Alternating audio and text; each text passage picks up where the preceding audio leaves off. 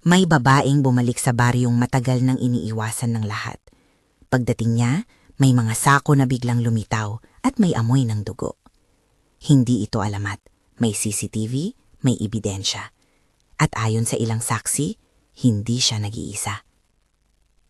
May amoy ng mantika na nasunog at lupa nung bumaba ako sa jeep patungo sa baryo. Panahon ng takip silim. Ang huling liwanag ng araw ay tumatama sa mga bubong na yero, may amoy ng usok mula sa mga nagliliparang basura, at ang hilom ng kalsada ay sinisilip ng mga naglalakad na aso. Tumibok ang dibdib ko ng mas malakas kaysa sa karaniwan, hindi dahil sa pagod, kundi dahil alam kong hindi ordinaryong report ang dadalhin ko rito. Bumalik siya sa baryo, sabi ng text thread na nagpaabot ng imbitasyon, at may sumunod sa kanya. Iyon ang pamagat na nagdala sa akin dito. Nakakabit sa bawat ulat ang pangalan na matagal nang pinag-uusapan sa sulok ng mga kalye. Si Bernadette, ang pinaghihinalang ugnayan sa sinaunang alamat ng aswang, at sa mga huling linggo, ang dahilan ng magkalat na sako na may kakaibang amoy.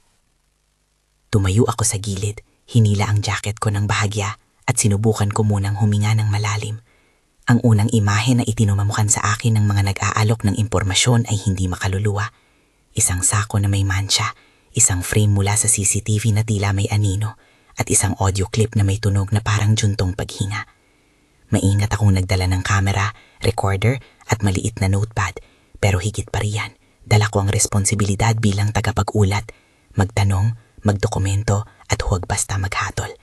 Hindi ako diretsyo naniniwala sa aswang, ngunit alam ko rin na kapag sinabing bumalik siya, hindi lang talamat ang bumabalik, nagbabalik rin ang takot, ang pag-aalangan at ang stigma laban sa sinumang pinaghihinalang iba.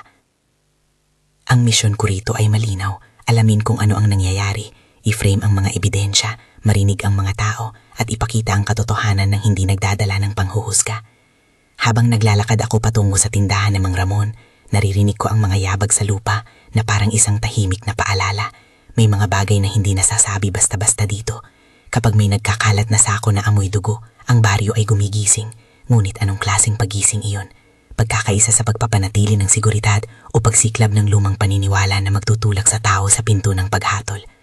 Sinabi ni Mang Ramon habang hinahawakan niya ang hawak niya na tsinelas. Pinaghihinalang inilapag nila sa tabi ko yung sako. Kagabi, amoy dugo. Hindi naman kami sanay dito. Natakot kami. Ibinigay niya ang detalye ng lugar. Isang madilim na gilid ng daan, malapit sa maliit na tindahan, kung saan madalas magpahinga ang mga lalaking nagbabantay ng kanto. Hindi ko na nakita sino ang naglagay, pero may CCTV ako sa kanto. Dagdag niya, ipinakita niya sa akin ang frame mula sa kanyang lumang security camera. Grainy, may timestamp sa ilalim, at sa gitna ng frame may hugis na hindi madaling tukuyin. May sandaling tahimik at ang mukha ng taong nagbabantay sa tindahan ay nagblur. Parang may kumikilos na anino, sabi niya, pero may iisang babaeng naglalakad nung hating gabi. Sabi ng mga kapitbahay, nakita raw nila ang isang babae na tila nasunog ang balat sa braso, ngunit ang salitang iyon ay lumalabas sa iba't ibang versyon, depende sa nagkukwento. Sa bandang gilid ng plaza, nahanap ko si Lola Inday, nakaupo sa tabi ng munting lampara, nakatingin sa malayo. Ipinikit niya ang mga mata ng sandali bago siya nag-open up. Nakita ko noon pa, paliwanag niya, mga bata namin dati, 2 magkapatid, nawala sila noon. Sabi ng matatanda, may napansin silang kakaiba. Hindi na kami nakabalik sa ganoong kaingay na gabi. Umikot ang mga matang niya habang nagbabahagi ng alaala. Hindi ito isang kwento na nilalait lang para makahawa ng takot. May pait at pagod sa tinig niya. Hindi kami nagkakaisa sa nangyari. Ang iba, naniniwalang may kargang mali. Ang iba, ang takot lang ang nangigibabaw. Pagkatapos ng unang pag-iikot, nakipagkita ako kay Kapitan Dado sa barangay hall. Matalino siyang lalaki, alam niyang dapat panatilihin ang kaayusan at alamin ang katotohanan nang hindi nagbibigay ng maling impormasyon. May CCTV frames kami, sabi niya, at may mga sako na nahanap sa iba't ibang bahagi. May nag-file ng pahayag, pero hindi ko gustong maging hukom ang baryo. Kaya tiniyak ko na tatawag kami ng pulis at magpapadala ng sample para sa masusing pagsusuri. Ipinakita niya ang report log, oras, lugar, detalyadong paglalarawan ng mga sako at kung sino-sino ang nakasaksi. Pinabilang niya ang pangalan ni Pulis Mateo, ang lokal na pulis na nagdokumento ng mga litrato at kumuha ng unang pahayag. Sa pag-uusap ko kay Pulis Mateo, ramdam ko ang profesionalismo, ngunit may bahagyang pag-aalala sa boses niya. Una, sinisiguro namin ang chain of custody. Paliwanag niya, kung may kukunin kaming item, dapat nakapaloob sa sealed evidence bag, may log sheet, may mga lumagda. Hindi pwedeng basta-basta manakaw ng investigasyon. Inilarawan niya kung paano nila inilagay sa plastic ang sako, nilagdaan ng witness, at pinahawakan lamang ng iilang opisyal. May CCTV frame na nagpapakita ng babae, sabi niya, habang pinipilay ang screen ng kanyang cellphone. Pero hindi ito sapat para magbigay ng hatol, kaya nagpadala kami ng sample sa City Forensic Lab at naghintay kami. Habang naglalakad pabalik sa maliit na kubo kung saan ako nanunuluyan, iniisip ko ang pagitan sa pagitan ng alamat at ebidensya. Ang baryo ay puno ng mga taong nagtataglay ng magkakaibang interpretasyon. May mga naniniwala kagad, may mga nagdadalawang isip, at mayroon ding mga nagtatangkol sa mga pinaghihinalang tao dahil sa personal na ugnayan. Si Ate Lisa, na nagpapatakbo ng maliit na kainan malapit sa eskwela, ay walang nakikitang supernatural sa lahat ng ito. Kung may tao na nagsasagawa ng masama, dapat sundan ng batas. Hindi kami dapat manghusga dahil sa kwento lang, sabi niya. Ang kanyang tono ay may lakas. Hindi ito takot, kundi pragmatismo. Ngunit ang taong may pinaghihinalaang koneksyon, si Bernadette, ay may sariling pamilya at nagkaroon ng mga taong sumusuri sa kanya. May mga lumabas na lumang kwento tungkol sa pagkawala ng magkapatid na babae dekada ang nakalipas. At sa pag-ikot ng mga buwan, ang pangalan ni Bernadette ay bumalik sa usapan, kasama ng mga bagong insidente. Nagkaroon ng pagkakataon na makapanayam ko rin ng isang testigo na nagnangalang Nilo. Ngunit napagpasyahan naming itago ang kanyang buong pagkakakilanlan sa recording dahil takot siyang makaranas ng backlash. May narinig kami kaya lang hindi namin pinapaniwalaan agad, sabi niya. May pag-aalangan sa boses. May amoy na parang dugo sa paligid ng tindahan. May tumalon na aso at ang mga bata ay umiwas.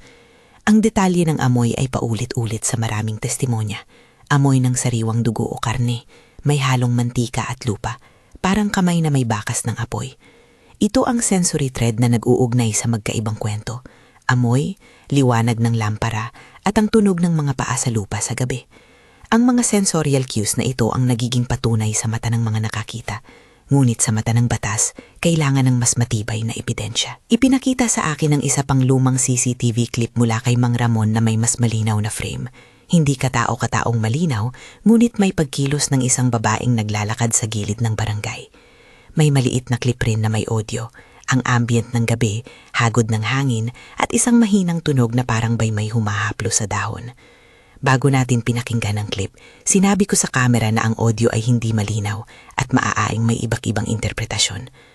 Pagkatapos ng pag-play, may isang sandali ng katahimikan sa pagitan namin. Ang nakita namin, sabi ng isa pang residente na hindi lumabas sa video, ay naghari ang damdamin ng takot. Hindi na namin alam kung dapat ba kaming magtiwala sa mga lumang alamat o magtiwala sa police report. Ang conflict ng komunidad ay hindi lamang tungkol sa kung may nagawa o wala, kundi sa kaisahan pagtrato sa mga pinaghihinalaang tao at sa pangmatagalang epekto ng stigma. Pinadala namin ang sample sa City Forensic Lab kasama ang chain of custody form, isang detalyadong dokumento na nagsasaad kung sino ang kumuha ng item, oras ng koleksyon, kondisyon ng item at kung saan ito inilagay. Nagbigay si Dr. Cruz, ang forensic consultant mula sa siyudad, ng paliwanag sa proseso. Kapag tumanggap kami ng sample, unang-una naming tinitingnan ang kondisyon nito, sabi niya. May soil analysis, tissue typing, at kung kinakailangan, DNA sequencing. Mahalaga ring maipakita na hindi na walang dokumento o napeking paghawak dahil pwede itong magdulot ng kontaminasyon. Ipinaliwanag niya ng taimtim ang mga hakbang, pag-seal, paglagay ng unique identifier, photography ng item bago ilagay sa container, at ang paglog sa laboratory chain ledger. Hindi pareho ang pagsusuri ng usok sa CCTV, sabi niya. Ang larawan ay isang piraso ng puzzle. Kailangan ng biological evidence para masabi kung ano ang nasa loob ng sako. May bahagi rin sa pinadalang sample na natest agad at ang resulta hanggang sa puntong iyon ng aking pagbisita ay partial at hindi pa kumpleto. May nakita kaming tissue na hindi agad natukoy, paliwanag ni Dr. Cruz. Sa unang pagsusuri, may mga lipid at protein markers na pumapahiwatig ng animal tissue. Hindi agad nakumpirma akong tao o hayop. Kaya pinadala namin ang sample para sa karagdagang DNA testing sa mas mataas na lab facility. Ito ang mahilap sa mga kasong ganito. Hindi pwedeng maglabas ng final conclusion habang incomplete ang data. Ipinaalala niya ang kahalagahan ng tamang timeline. Kung nagmamadali at naglabas ng pahayag, pwede niyang malagay sa peligro ang pag-usad ng kaso at ang buhay ng mga tao sa baryo. Ang pagsunod sa protocol na iyon ang ginawang batayan ni Kapitan Dado nang magsagawa sila ng stakeout. Hindi basta-basta ang pag-organisa ng night watch. Kailangan ng lista ng mga volunteer, assigned positions, radio communication checkpoints at malinaw na mga rules of engagement, lalo na sa baryong may tensyon. Naramdaman ko mismo ang pagbabalik tanaw sa aking nararamdaman, may halo ng pangamba at determinasyon. Sa unang gabi ng stakeout, sumama ako bilang observer at dokumentarista lamang. Nakasakay ako sa likod ng maliit na bahay na may ilaw ng lampara sa gate. Ang hangin ay malamig, may amoy ng damp soil at hinangin ng mantika. Naririnig ang mga matang ay kumikilo sa dilim, mga mata ng nagbabantay, may ecstatic sa radyo at ang patak ng bawis. May mga radio exchange na mahina. Checkpoint 3 clear. May kilos sa kanto. Repeat. Anong klase ng kilos? Parang isang tao, slow walk, may hawak na bagay sa kamay. Nagkaroon ng pagkakataon na makita namin ang live feed sa maliit na monitor. Isang babaeng naglalakad sa gilid ng daan, may suot na payak na bestida, kumikislap ang ilaw ng lampara sa kanyang balat. Sa isang freeze frame, dagdag pa namin ang timestamp, 02:17. May sandaling tumigil siya at tiningnan ang direksyon ng kamera. Ramdam ko nang tumigil din ang hangin kaysa sa loob ng aking dibdib at ramdam din ng mga nagbabantay ang kakaibang tensyon. Isa sa mga nagbabantay, si Arturo, sumigaw ng mahinahon. Nakita niyo ba yon? Tumingin siya sa kamera. Hindi agad natino kung ano ang gagawin. May ilang nagsuggest na sundan. May ilan namang natakot magsulong.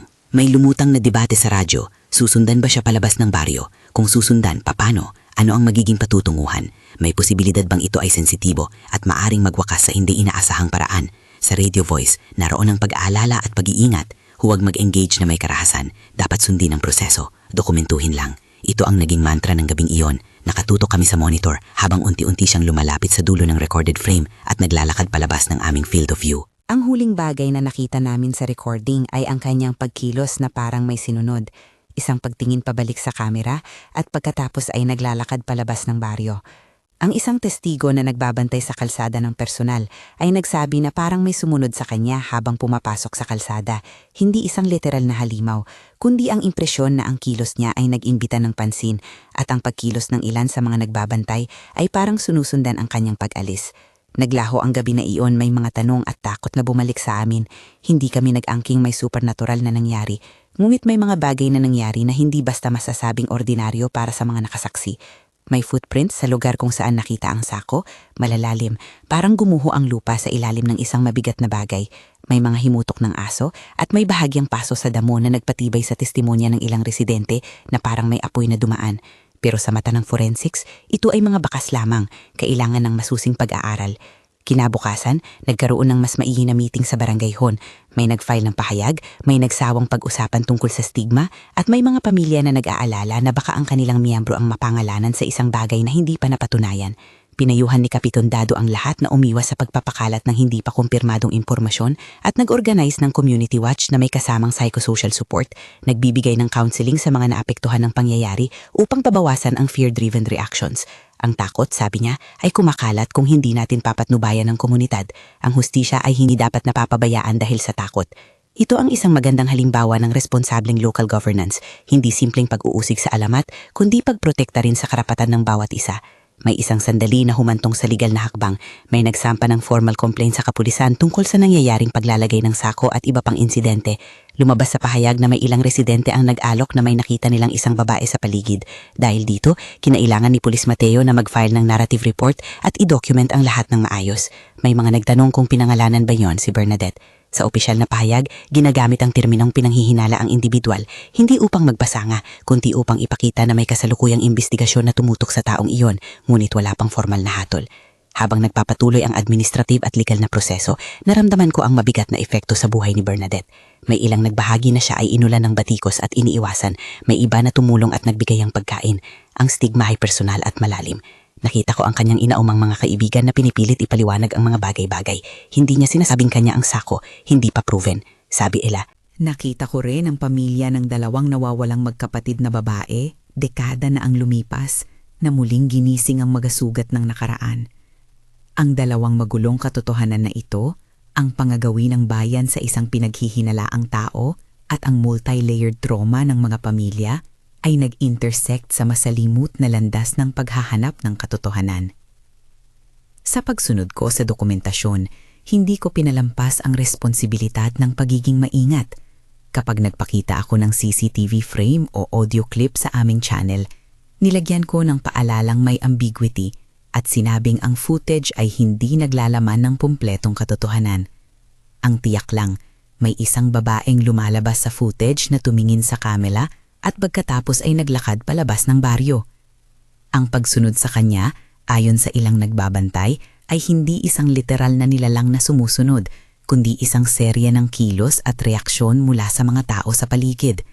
Isang sumunod na higit na may kinalaman sa atensyon at pagkilos ng mga tao kaysa sa supernatural na presensya. Pagkalibas ng ilang linggo, dumating ang partial lab results mula sa City Forensic Lab. Hindi ito ganap na definitive. Ayon kay Dr. Cruz, ang unang pagsusuri ay nagpakita ng traces ng animal tissue at iba pang organic matter, ngunit hindi agad na konfirma ang species. Hindi kami makakapagsabi na ito ay tao at hindi rin namin itatanggi agad na may halong hayop na bahagi. Paliwanag niya sa amin. Sinabi rin niya na may kontaminasyon na posibleng naganap bago ang maayos na pagsil, kaya hiniling nila ng mas malalim na DNA profiling. Ipinahayag niya na ipapadala pa nila ang sample sa mas advanced na pasilidad at nangangailangan ng mas mahabang turnaround time. Para sa komunidad, ito ay parehong nakakabawas at nakakailing. May resulta, ngunit hindi pa ito kumpleto para magbigay ng hatol. Dito pumapasok ang mahirap na katotohanan. Kapag nagiging bukas ang ebidensya, hindi na ito isang simpleng kwento ng good versus bad o ng tao versus alamat. Ito ay nagiging isang proseso na nangangailangan ng tiyaga, legal na puok at empatiya. Habang dahan-dahan umuusad ang legal na aspeto, nagsimulang mag-organisa ang barangay ng mga meeting para pag-usapan ang healing process, counseling sessions para sa pamilya ni Bernadette at para sa mga residente na nakaramdam ng takot, outreach programs para sa pamilya ng nawawalang magkapatid at mga workshop tungkol sa responsible reporting upang hindi lumala ang stigma. Hindi ito instant na paghilom, ngunit may malinaw na pagkilos tungo sa pagbibigay ng suporta kaysa sa paghatol.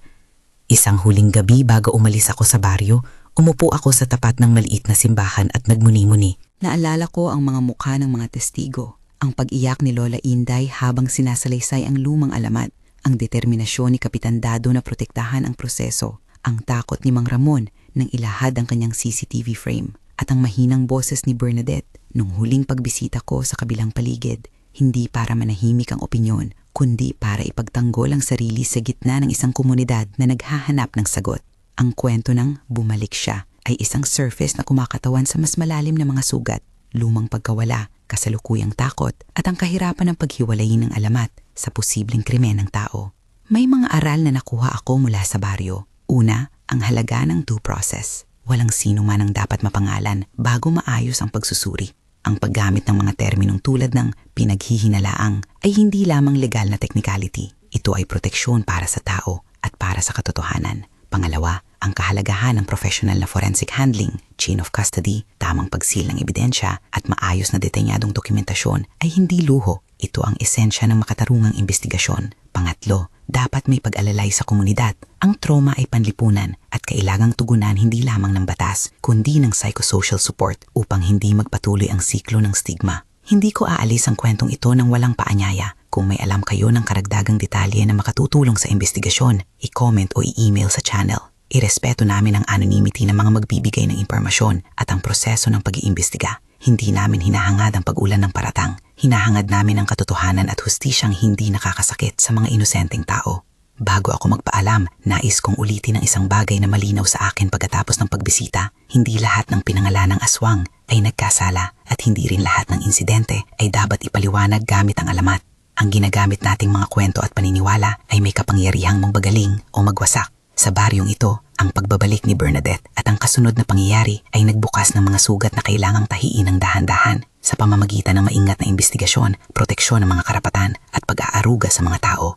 Ang aking trabaho bilang tagapag-ulat ay simple sa hangarin, ilahad ang ebidensya, pakinggan ang mga tao at itaguyod ang prinsipyo ng katarungan. Kung nais ninyo ng updates at mga exclusive na footages na aming ipapakita kapag kumpleto na ang forensic reports, mag-subscribe sa channel para makatanggap ng balita. Sa huli, ang mahalaga ay hindi ang sensasyon, kundi ang katotohanan at ang pag-aalaga sa mga buhay na apektado nito. Maraming salamat sa pakikinig at sa pagtitiwala.